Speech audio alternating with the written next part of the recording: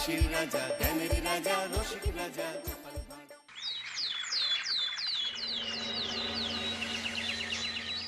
ওই গো গিন্নি, শুধু ভাত দিয়ে গেলে যে, সঙ্গে আর কিছু দেবে না?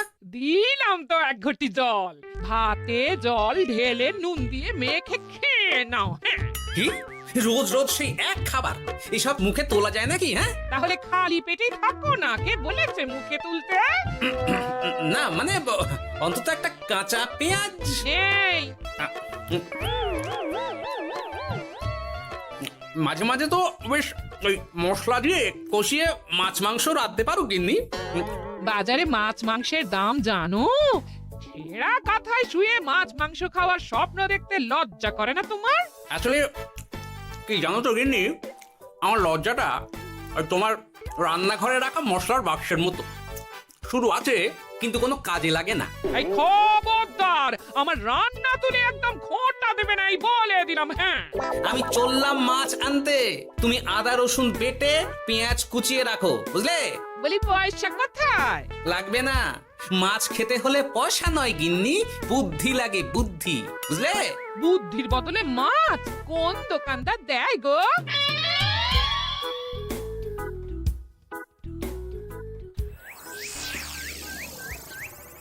না না না না না, কিছুতেই বুঝে উঠতে পারছি না। এই নিন জাহাপনা, আপনার জন্য আম পোড়া শরবত এনেছি, খেয়ে নিন। ওরা কপাল আগে সামলাই, তারপর আম পোড়ার শরবত খাবো। সে কি জাহাপনা, আম তো আপনার প্রিয় ফল। তার চেয়েও প্রিয় ক্ষমতার লোভ। এদিকে কৃষ্ণনগর ঠিক যেন পাকা হিমসাগর, ওদিকে বর্ধমান যেন হৃষ্টপুষ্ট ফজলি, আর খাম্বাজ রাজ্য যেন লাল হলুদ গোলাপ ঘাস। এদের একসঙ্গে খেতে না পারলে আমার ঠিক ভাত হজম হচ্ছে না উজির। হবে হবে, খুব তাড়াতাড়ি এই রাজ্যগুলো আপনার বর্ষতা স্বীকার করবে জাহাপনা। শুধু চাই সঠিক উপায়। কি উপায়? এদের সঙ্গে যুদ্ধে লড়ে আপনি সহজেই রাজ্যগুলো জিতে নিতে পারেন জাহাপনা, কিন্তু তাতে রাজ্যবাসীর ভালোবাসা পাবেন না। রাজ্যবাসীর ভালোবাসা পেতে হলে প্রমাণ করতে হবে তাদের রাজারা অপদার্থ। কি বলছো উজির? আমার তো কিছুই মাথায় ঢুকছে না। আপনি হলেন বাংলার নবাব, আর কথায় আছে না, মাছে ভাতে বাঙালি। বাঙালিকে না বুঝলে বাংলা জিতবেন কিভাবে? আসুন আসুন জাহাপানা, আসুন, আমি আপনাকে বাতলে দিই বাংলা জেতার উপায়। সাব্বাস উজির, তোমার বুদ্ধিটা ঠিক পাকা ল্যাংড়া আমের মতো, না মিষ্টি।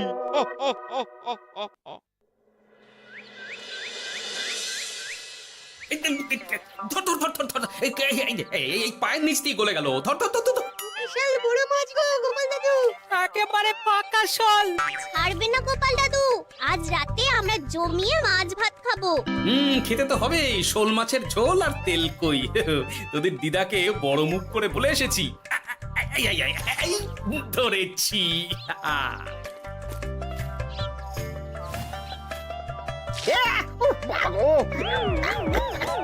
ছি ছি ছি ছি, কি দুর্গন্ধ!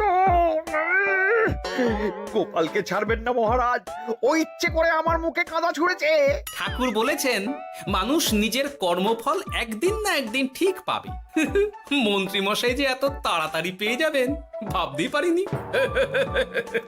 দেখেছেন মহারাজ, দেখেছেন? দোষ করে এখন আবার ধর্মের বাণী দিচ্ছে। তুমি রাজসভা কামাই করে এসব কি করছো গোপাল? যা সামান্য বেতন পাই সব পেঁয়াজ রসুন কিনতেই ফুরিয়ে যায় মহারাজ, তাই মাছটা নিজেই ধরে খাচ্ছি। হ্যাঁ, মহারাজ আপনার পায়ে পড়ি। থাক থাক, আর আমার পা ছুঁতে হবে না গোপাল। কেন মহারাজ? আমি তো মন থেকে আপনাকে সম্মান করি, বলুন। এ তো আচ্ছা জ্বালাতন। মুর্শিদাবাদের নবাব বাহাদুর আপনাকে একটি বিশেষ পত্র পাঠিয়েছেন, অনুগ্রহ করে গ্রহণ করুন।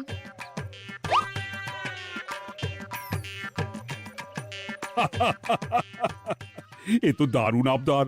যাবো যাবো, আমি অবশ্যই যাব। কোথায় যাবেন মহারাজ? নবাব বাহাদুর লিখেছেন আগামী পরশু তার প্রাসাদে অতিথি হয়ে যেতে, তবে খালি হাতে নয়, সঙ্গে করে একটি জ্যান্ত মাছ নিয়ে যেতে। উপহারে জ্যান্ত মাছ? নবাব বাহাদুরকেও আমার মতন জল দিয়ে নুন ভাত খেতে হচ্ছে নাকি? নবাব হোক বা ফকির, সবার গিন্নি সমান। কিন্তু সঙ্গে করে কি মাছ নিয়ে যাওয়া যায়? ভেটকি, চিতল নাকি কাতলা? আচ্ছা, আগামীকাল রাজসভায় আমি সবার মতামত শুনবো। গোপাল, আগামীকাল ঠিক সময় চলে এসো কিন্তু। আগে যাব মহারাজ, শুধু আমার বেতনটা ভেবে দেখবো। চল রে, আজ অনেক মাছ পেয়েছি, চল চল চল।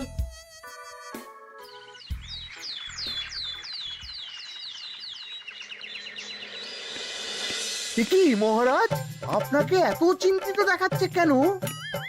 নবাব বাহাদুরের জন্য কি মাছ উপহার স্বরূপ নিয়ে যাওয়া যায় সেই চিন্তায় গতকাল রাতে আমার ভালো ঘুম হয়নি মন্ত্রী। আমিও গতকাল রাতে দু চোখের পাতা এক করিনি মহারাজ। অনেক ভেবে সকালের দিকে আমার মাথায় একটা বুদ্ধি এলো। কি বুদ্ধি? নবাবকে উপহার স্বরূপ ইলিশ দিলে কেমন হয়? বোঝো কাণ্ড, এই বুদ্ধির জন্য রাত জাগতে হলো। হ্যাঁ, ইলিশ তো জল থেকে তুললেই অক্কা পায়, তা জ্যান্ত থাকবে কিভাবে? ঠিক ঠিক, মন্ত্রীর মাথায় গোবর আছে না ভুসি? আমার মতে উপহার স্বরূপ ছোট মাছ নিয়ে যাওয়াই ভালো। এই যেমন ধরুন ওই পুঁটি মাছ, নিজেও খেতে পারবেন আবার ঝালও খেতে পারবেন। ছি ছি ছি ছি ছি, সবাই হাসবে যখন দেখবে কৃষ্ণনগরের মহারাজ উপহার স্বরূপ নিয়ে গেছেন পুঁটি। ওরে বাবা, তাহলে থাক বাবা। তাহলে বাদ গেল মোট দুটি, ইলিশ আর পুঁটি। আমার মতে কাতলা দেওয়াই ভালো, ওজনেও বেশি হবে। না না না, কাতলা দেখতে একদম ভালো নয়, মাথা মোটা মাছ কোথাকার। উপহারে এমন কিছু দেওয়া উচিত যা দেখতে সুন্দর হবে। হ্যাঁ ঠিক তো, তাহলে বরং ভেটকি দিয়ে দিন। ভেটকি বাজারে কত করে কিলো এখন? পয়সার চিন্তা আমি করছি না গোপাল, বরং আমার চিন্তা মান সম্মানে। বাকি রাজ্যের রাজাদের তুলনায় আমার উপহার যেন নবাবের বেশি পছন্দ হয়। কিন্তু সবাইকে এরকম অদ্ভুত উপহার নিয়ে যেতে বলার কারণ কি? মাছ, তাও আবার জ্যান্ত। আচ্ছা মহারাজ, এর পিছনে নবাব বাহাদুরের কোনো চাল নেই তো? গোপাল, তুমি মিছি মিছি সন্দেহ করছো। কথা না ঘুরিয়ে বরং একটা ভালো মাছের নাম বলো দেখি। ভালো মাছ? জ্যান্ত কই মাছ নিয়ে যান মহারাজ, গতকাল অনেকগুলো ধরেছি।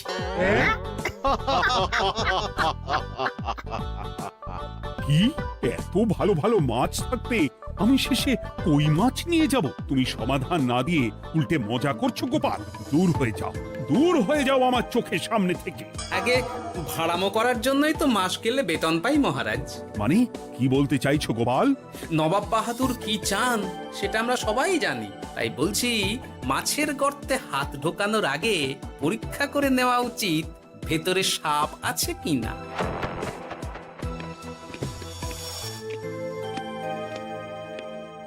এই মন্ত্রী, গোপাল কি বলে গেল? সাপ ব্যাং কিছুই তো বুঝলাম না। ছাড়ুন তো গোপালের কথা। আমরা বরং মাছ নিয়ে আলোচনা করি। আমার মতে জ্যান্ত ভেটকি নিয়ে যাওয়াই ভালো। আমাদেরও ওই ভেটকিতেই মত আছে। বেশ, এই নাও 100 মোহর। বেছে বেছে সবচেয়ে বড় ভেটকিটা বাজার থেকে কিনে আনো মন্ত্রী। তারপর তাকে রূপোর গামলায় জল ঢেলে রাখো। আমি কাল ভোর ভোর মুর্শিদাবাদের উদ্দেশ্যে রওনা হব। কোনো চিন্তা করবেন না মহারাজ, কাজ হয়ে যাবে। যাওয়ার সময় চিঠিটাও সঙ্গে করে নিয়ে যেতে হবে, নবাবের হুকুম।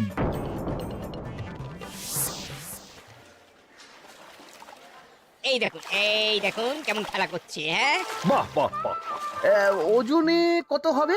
4 কিলো তো হবেই। কিলো 2 পয়সা হিসেবে 8 পয়সা দেবেন। আমি শুধু ওজন জানতে চেয়েছি, দাম শুনে আমার কি হবে? এই, এটাকে গাড়িতে তোল। আর মাছের দামটা? মুর্শিদাবাদের নবাবকে আমাদের মহারাজ এই ভেটকিটা উপহার স্বরূপ দেবে। তোর ভাগ্য ভালো যে মাছটা তুই ধরে এনেছিস। আবার টাকা কিসের রে? আয় রে আয় আয় আয় আয়, আমার কত ক্ষতি হয়ে গেল।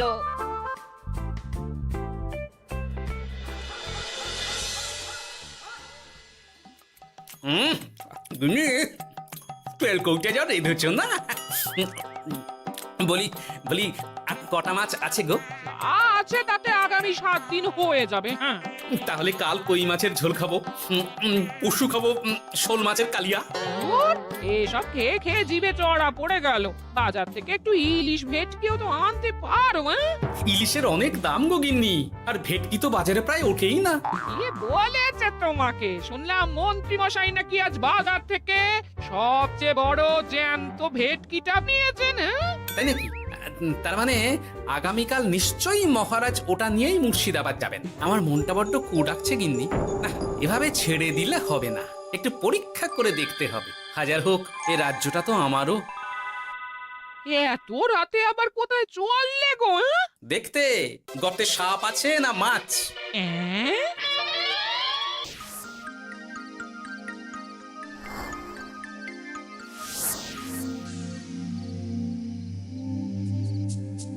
এ কি গোপাল, এত রাতে? সব ঠিকঠাক বুঝেছো তো? হ্যাঁ হ্যাঁ, তুমি কোনো চিন্তা করো না গো গোপাল দাদা। তাহলে কাল উত্তরের জঙ্গলে।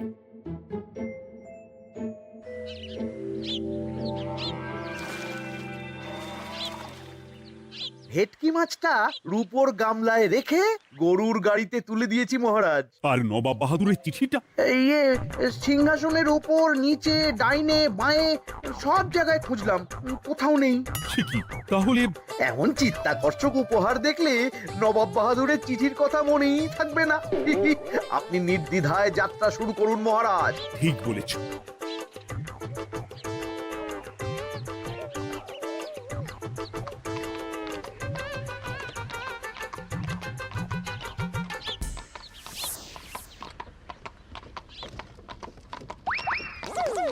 ওই তো মহারাজের রথ এসে গেছে। এই যা যা বলেছি মনে আছে তো? আছে গো আছে। ভেটকি মাছের পাতুরি আর ঝোল দুটোই রাঁধবো। হ্যাঁ, আমার ফিরতে কদিন দেরি হতে পারে, বেশি দেরি হলে তোমরা খেয়ে নিও, এবার লুকিয়ে পড়ো।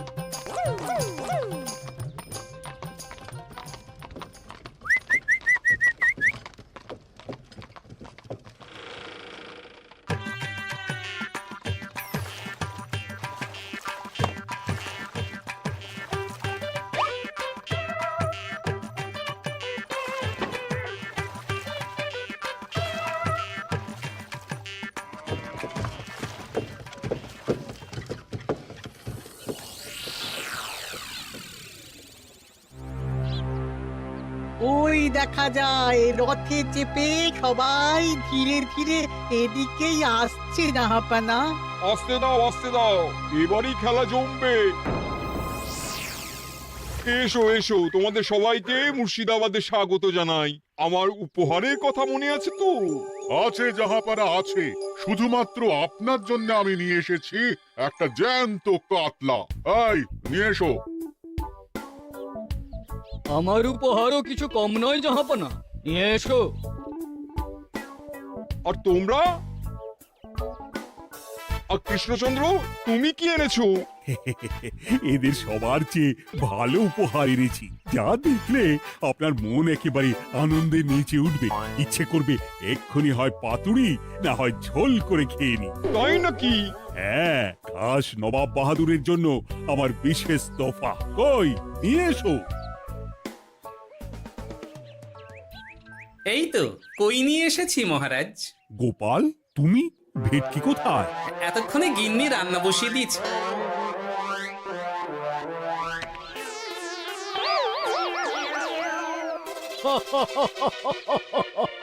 শেষে কিনা কই মাছ। আর কোনো মাছ খুঁজে পেলে না নাকি কৃষ্ণচন্দ্র?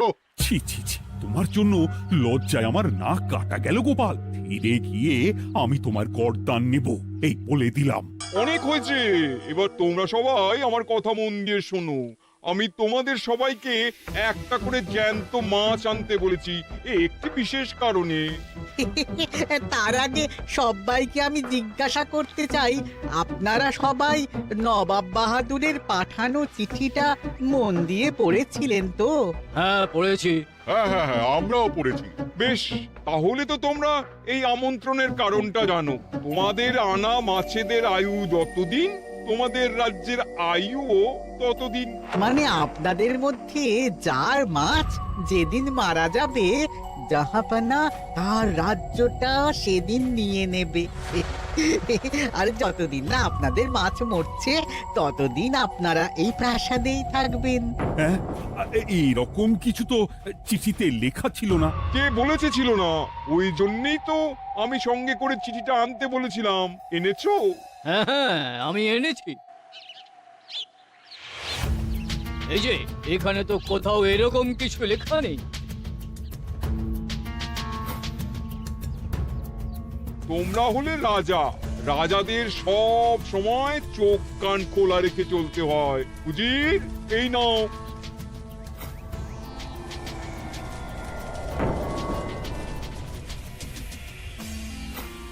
সত্যি তো, চিঠিতে তো এটাই লেখা আছে। আমাদের সঙ্গে প্রতারণা করা হয়েছে। হ্যাঁ হ্যাঁ, আমরা কেউ বুঝিনি চিঠিতে কার চুপি করা আছে। চুপ! বেশি গলা তুলে কথা বললে গলাটা শরীরের ওপরে নাও থাকতে পারে। আজ এই মুহূর্ত থেকে এই খেলাটা শুরু হলো। তোমাদের রাজ্যের আয়ু এখন তোমাদের আনা মাছেদের কাছে।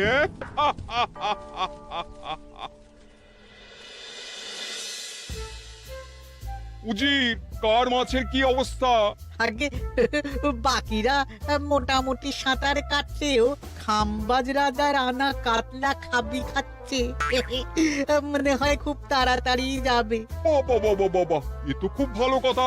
অপেক্ষা করি তবে। গেল গেল, আমার রাজ্যটা ভেসে গেল। গেছে মহারাজ, গেছে। আজ থেকে খাম্বাজ রাজ্য আমার। খাম্বাজ রাজাকে বন্দি করো। পাবদা রুইও ভেসে উঠেছে জাহাপানা। তোমাদের রাজ্য দুটো আমি খেলাম। বাকি রইল শুধু বর্ধমান রাজা চিতল আর কৃষ্ণচন্দ্রের কই। যা, আমারটাও গেল। আগে জানলে আমিও কৃষ্ণচন্দ্রের মতন জিওল মাছ আনতাম। কৃষ্ণচন্দ্র, নিজেকে এত চালাক ভেবো না। একটু দেরি হলেও একদিন না একদিন তোমার কইও ভেসে উঠবে। ততদিন তুমি আর গোপাল আমার প্রাসাদেই থাকবে, কেমন? এ তো উত্তম প্রস্তাব নবাব বাহাদুর। আপনার প্রাসাদের বিরিয়ানির কোনো তুলনাই নেই। অনেকদিন নুন ভাত খেয়ে আছি, আজ একটু বিরিয়ানি হবে নাকি? পেয়ে যাবে গোপাল। নবাবের প্রাসাদে অতিথিদের যত্নের কোনো ত্রুটি হবে না।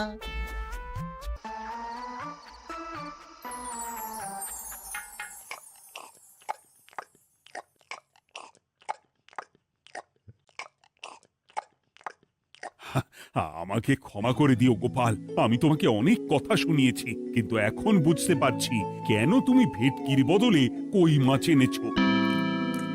আহ, বিরিয়ানিটা যে রেঁধেছে না, বলছি এই নবাবের বাবুর্চিকে কোনোভাবে কৃষ্ণনগরে ধরে নিয়ে যাওয়া যায় না মহারাজ? গোপাল, কোনো মাছই অমর নয়। একদিন তোমার আনা ওই কই মাছটাও মারা যাবে, আর সেদিন আমাদের কৃষ্ণনগর রাজ্যটা নবাবের হবে। আহ, ভাতগুলো একেবারে ঝুড়ো ঝুড়ো, আর মাংসটা তুলোর মতো নরম। আহ, আমার কথা কি তোমার কানে যাচ্ছে? গোপালের চোখ কান সব সময় খোলা থাকে মহারাজ, আর তাই চিঠির কারচুপিটা ধরতে আমাকে বেশি বেগ পেতে হয়নি। কিন্তু কিভাবে বুঝলে গোপাল চিঠির রহস্যটা? কারণ আমি জানতাম নবাব বাহাদুর অনৈতিক কিছু করবেন না। গায়ের জোরে নয়, বুদ্ধি দিয়েই উনি বাজিমাত করবেন। অবশ্য এ ব্যাপারে আমাকে সাহায্য করেছে বিজ্ঞানী।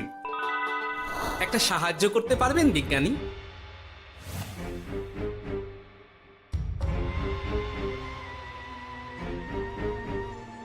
তোমার সন্দেহ একদম ঠিক গোপাল।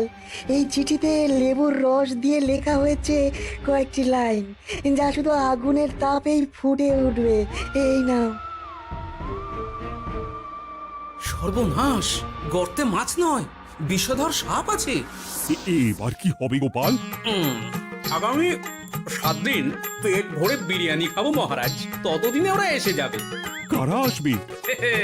দেখুন না শুধু।